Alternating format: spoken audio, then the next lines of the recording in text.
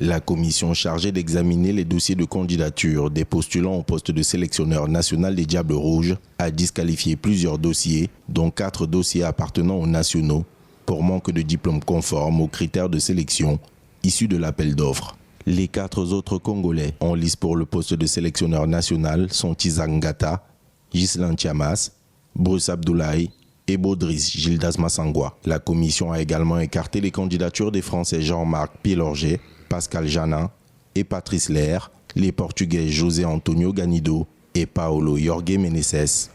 le Brésilien Anderson Senna da Silva, l'Argentin Christian Roberto, l'Espagnol David Ponce et le Bosnien Almir Ukic.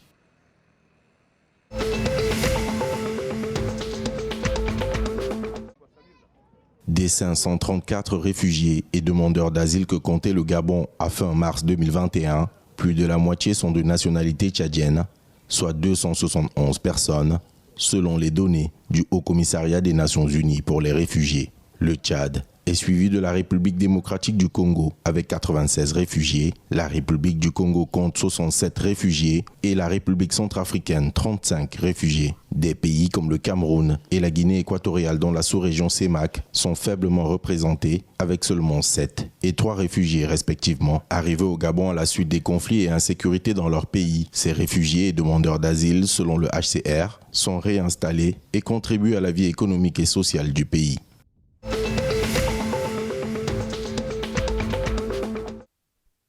Le commerce des produits pharmaceutiques au Gabon a enregistré un chiffre d'affaires établi à 62,2 milliards de francs CFA en 2020 contre 60,7 milliards en 2019, soit une hausse de 2,4%. Une performance que le ministère gabonais de l'économie explique par une bonne rotation des stocks visant à se prémunir des risques de pénurie en période de crise sanitaire et à la mise en place d'un fonds spécial pour la prise en charge des médicaments des Gabonais économiquement faibles, financés à hauteur de 2,1 milliards de francs CFA par le président de la République Ali Bongo Ondimba. Le fonds spécial évoqué par le ministère de l'économie a permis depuis le début de la crise de la Covid-19 dans le pays de prendre en charge près de 350 000 Gabonais.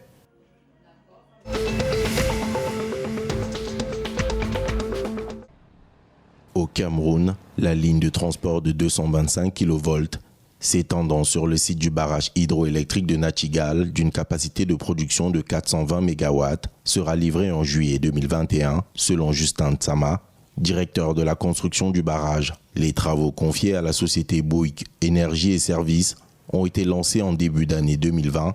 et aboutiront à la construction d'une ligne de transport d'énergie longue de 50,8 km. Grâce à 123 pylônes de 10 à 80 tonnes, haut de 40 à 65 mètres, cette infrastructure permettra d'injecter l'énergie produite à Nachtigal dans le réseau interconnecté Sud qui couvre 6 des 10 régions que compte le Cameroun.